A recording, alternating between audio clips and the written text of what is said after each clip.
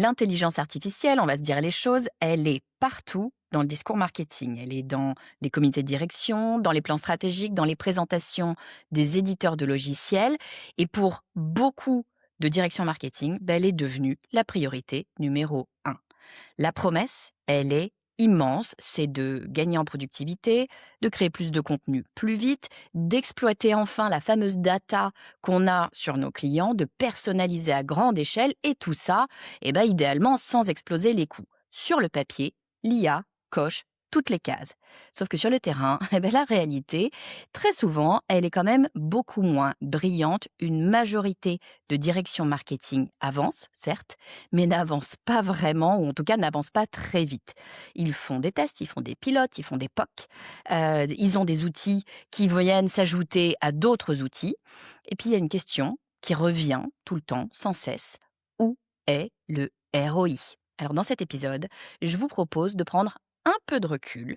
Le sujet ici, c'est plus de tester l'IA. Le vrai sujet maintenant, c'est de l'industrialiser. Pour y arriver, il faut arrêter de penser outils et commencer à penser système.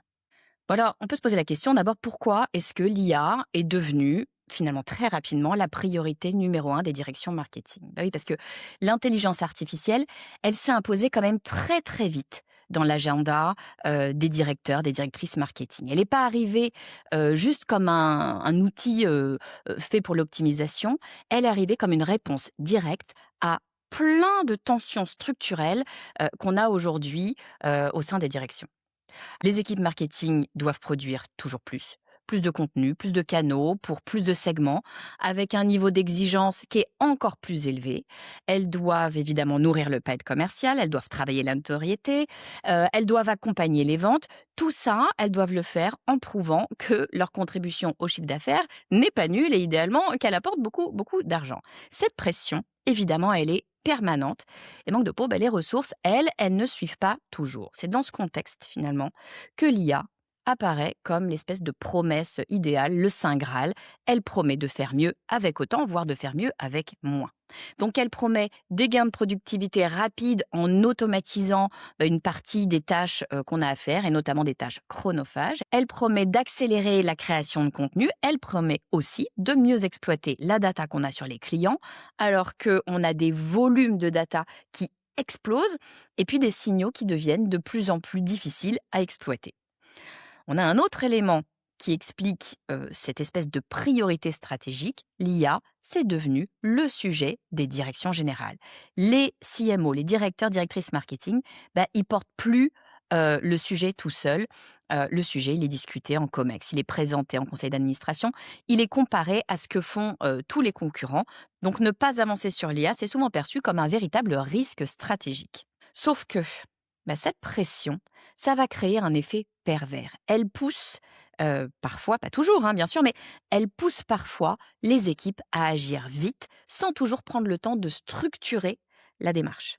En fait, on va tester parce que ça devient un objectif en soi de tester. En fait, lancer un projet IA, ça devient un signal qui est envoyé en interne et en externe, et parfois c'est plus un signal qu'un vrai levier de performance réel. C'est là que le décalage commence à se créer entre l'ambition qui est affichée et la réalité opérationnelle. L'IA, elle est stratégique dans l'intention, sauf qu'elle reste souvent tactique dans l'exécution. La réalité, si vous allez voir sur le terrain, c'est qu'on a beaucoup de tests et peu d'impact. Une fois qu'on a passé l'intention stratégique, la réalité du terrain, elle est souvent beaucoup plus frustrante pour les équipes marketing. L'IA, elle est là, elle est bien là, mais elle reste cantonnée à des usages qui sont finalement limités, qui sont fragmentés, et en fait, ils sont rarement décisifs pour le business. Donc dans beaucoup d'organisations, dans beaucoup d'entreprises, les projets IA, ils commencent par des pilotes. Donc on va faire un test sur, par exemple, de la génération de contenu. On va faire un POC sur l'analyse de la data client. On va faire une expérimentation sur la personnalisation des emails. Ces initiatives, elles sont souvent très pertinentes si on les prend individuellement. Elles montrent que la technologie fonctionne. Elles suscitent même souvent de l'enthousiasme en interne. Le problème, c'est qu'elles ne dépassent pas ce stade. Plus d'un tiers des CMO restent bloqués dans cette logique de test permanent, incessant, comme ça, qui tourne un peu dans le vide. Les projets, ils passent pas à l'échelle, c'est pas parce que les résultats sont mauvais, c'est parce que l'organisation n'est tout simplement pas prête à les absorber. Et du coup, qu'est-ce qu'on a? On a des outils qui se multiplient sans vision globale. Chaque équipe va choisir sa solution. Souvent, d'ailleurs, elle le fait de bonne foi, hein, elle pense que c'est vraiment utile parce que ça va répondre à un besoin immédiat au sein de l'équipe. Résultat, vous avez une stack marketing qui va se fragmenter. Les données vont mal circuler, les process ils deviennent hétérogènes. Ce qui devait finalement simplifier le travail, il va finir par le compliquer. Alors les équipes, elles, qu'est-ce qui se passe? Elles se retrouvent prises en étau. Elles doivent d'abord apprendre à utiliser des nouveaux outils, elles doivent adapter leurs méthodes, et puis elles doivent continuer à délivrer, parce que c'est pas parce qu'on met en place de l'IA qu'on doit arrêter de délivrer. Donc l'IA, au lieu de nous aider, ça devient un sujet en plus. C'est pas un levier qui allège, c'est un levier qui charge. Et alors quand on a tout ça, démontrer le ROI de votre IA, ça devient extrêmement difficile parce que vos gains, ils sont diffus, pour pas dire invisibles très souvent. Le temps qui est gagné sur une tâche, il est perdu ailleurs, il est perdu dans la coordination ou alors dans la gestion des outils, dans l'apprentissage des outils. Et puis les directions financières, elles demandent des preuves tangibles, hein, c'est bien logique. Et les équipes, la réalité, c'est qu'elles ont quand même bien du mal à les leur donner. L'IA, en fait, elle manque pas de potentiel, elle manque d'ancrage dans les process et dans les priorités du business. Tant qu'elle reste périphérique, elle ne peut pas produire d'impact structurant. En fait, l'erreur principale, elle est assez simple, c'est que les équipes marketing, elles pensent outils. Oui, parce qu'elles ont des difficultés, qu'elles rencontrent sur le terrain. Vous avez beaucoup d'équipes marketing qui vont faire un raisonnement qui paraît logique comme ça, hein, mais qui va les emmener vers, une impasse. C'est que si l'IA ne délivre pas ses promesses, c'est qu'il manque le bon outil ou alors que, l'outil actuel il n'est pas assez puissant ou pas assez intégré. Alors du coup, qu'est-ce qu'on fait? On en ajoute encore une couche. On a un nouvel outil d'IA génératif pour le contenu, une nouvelle plateforme d'automation qui va être plus avancée, un CRM plus riche, plus complexe, plus complet souvent on va dire. Et puis chaque décision, elle va être prise de façon isolée. Et le problème du coup, c'est l'accumulation. On va empiler des outils sans jamais créer un véritable système. Un système, c'est quoi? C'est un ensemble qui va être cohérent, qui va être pensé pour servir un objectif précis. Sauf que dans beaucoup d'organisations, dans beaucoup d'entreprises, la stack marketing, c'est le résultat d'années d'ajouts successifs d'outils. C'est rarement un design global pensé en amont. Alors l'IA, du coup, elle vient se greffer là-dessus, sur quelque chose qui est déjà pas totalement maîtrisé, avec des process qui sont flous ou alors des process qui vont être différents d'une équipe à une autre. Et puis les données, elles sont pas toujours, propres, elles sont pas toujours structurées, elles sont pas toujours vérifiées. Vous avez des responsabilités aussi parfois qui sont mal définies entre le marketing, les sales, l'IT. Souvent ça vient un petit peu se marcher les uns sur les autres. Et puis là, quand on regarde tout ça, l'IA, au final, qu'est-ce qu'elle fait? Elle simplifie rien du tout. Au contraire, elle vient révéler des failles qui existaient déjà. Elle vient vous montrer des doublons de données. Elle vient montrer des incohérences de parcours. D'un coup, ça saute aux yeux. Vous avez des arbitrages qui n'ont pas été faits et qui vont ressortir brutalement parce qu'on vient installer toute cette stack IA. C'est souvent à ce moment-là que, en fait, la déception apparaît. En fait, l'outil fonctionne. C'est l'impact business qui est pas réellement au rendez-vous. Et puis qu'est-ce qu'on a? On a des équipes qui ont le sentiment d'avoir investi du temps, de l'énergie, de leurs ressources pour un résultat au final, qui est assez limité quand même. Le vrai problème en fait, ça n'est pas la qualité des outils. Les solutions IA, elles sont disponibles et elles sont souvent très performantes. Le problème, c'est la logique de départ. Tant que l'IA est pensée comme une solution autonome, elle ne peut pas produire de la valeur durable. L'IA, c'est pas un raccourci, c'est un amplificateur. En fait, il y a un vrai changement de paradigme à opérer, c'est arrêter de penser outil et commencer à penser système marketing. Si l'IA ne tient pas ses promesses dans beaucoup d'entreprises, c'est pas parce qu'elle est mal choisie, c'est parce qu'elle est mal positionnée. Le véritable changement à mettre en place, il n'est pas technologique, il est conceptuel. Il faut arrêter de penser en termes d'outils et commencer à penser en termes de système marketing.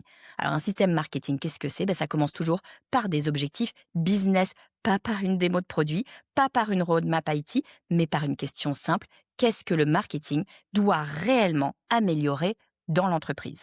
Est-ce que c'est générer plus de leads qualifiés? Est-ce que c'est réduire le cycle de vente? Est-ce que c'est, je ne sais pas, augmenter la valeur vie client? Est-ce que c'est améliorer la rétention? Tant que ces priorités-là, elles ne sont pas clairement posées, l'IA n'a rien de concret à vous proposer. Ensuite, à partir de ces objectifs, vous allez pouvoir construire un socle simple mais structurant. La première brique, ça va pas vous surprendre, c'est le persona. Un persona, ça doit être réellement prioritaire avec des enjeux business clairs. Il y a encore, malheureusement, beaucoup d'entreprises qui ont trop, d'objectifs différents, trop de personas différents, qui diluent les efforts et puis qui rendent, toute personnalisation, du coup, beaucoup trop complexe. La deuxième brique, c'est le parcours client. Là encore, le piège, c'est de vouloir tout couvrir. Industrialiser l'IA, ça impose de choisir un parcours prioritaire, celui qui va concentrer le plus de valeur ou le plus de friction. La troisième brique, souvent elle est sous-estimée, c'est le CRM. Un CRM qui est bien structuré, avec des données qui sont fiables, qui sont exploitables et qui sont partagées entre marketing et sales. Encore une fois, c'est vraiment l'élément de lien ultra important. Sans cette base-là, l'IA, elle travaille sur du sable. Une fois que vous avez ce système-là qui est en place, l'IA, elle va changer de rôle. Elle est plus au centre, elle devient un levier au service du système. Elle va accélérer en fait ce qui est déjà clair, ce qui est déjà limpide. Elle va pouvoir automatiser ce qui est déjà structuré et puis elle va pouvoir vous aider à passer à l'échelle sans ajouter de la complexité à la complexité. Ce qu'il faut avoir en tête, c'est qu'une IA performante, elle est presque invisible, elle va s'intégrer naturellement dans le fonctionnement de l'équipe. Bon, mais c'est bien beau, mais comment est-ce qu'on fait pour industrialiser l'IA sans tout refaire depuis le début? Ben oui, parce que industrialiser l'IA, c'est souvent perçu comme un chantier super lourd, super long, c'est limite anxiogène.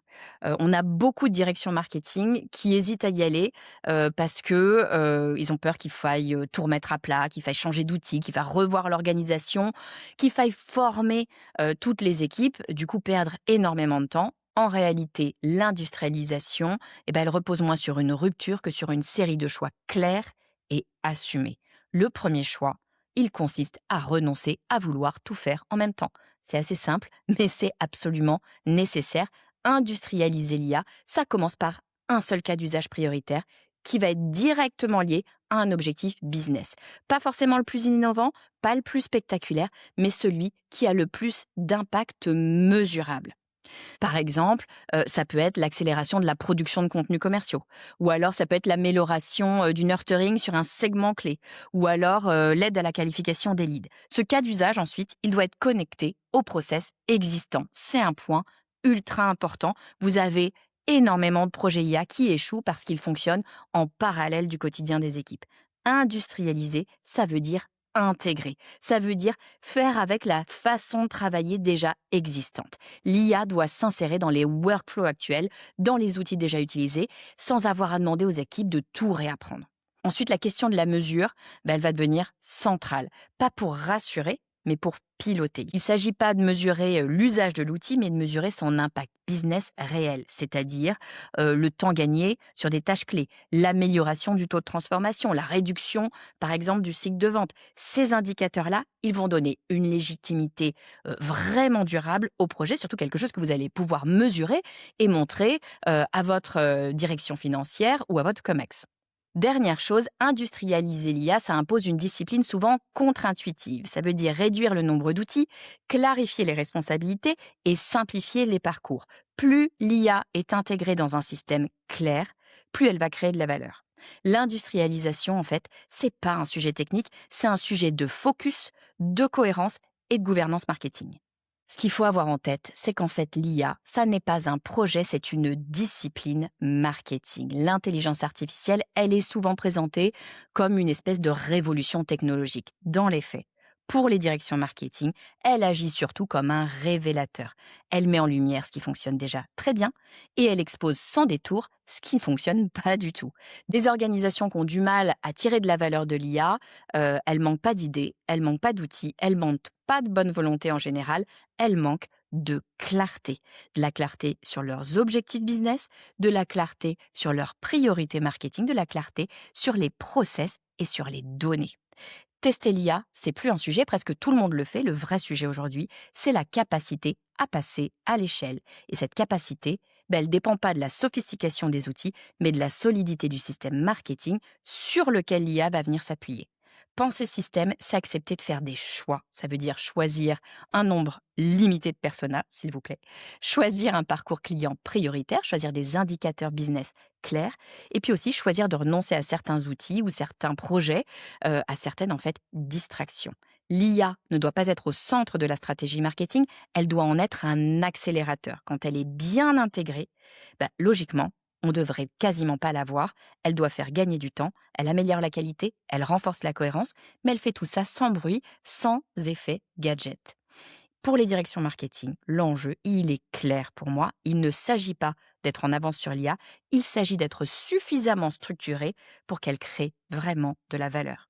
Si vous deviez retenir une seule chose de cet épisode, c'est celle-ci: moins d'outils mieux utilisés vont produire plus d'impact que des stacks complexes et mal alignés. L'IA, c'est pas une solution miracle, c'est une discipline marketing à part entière.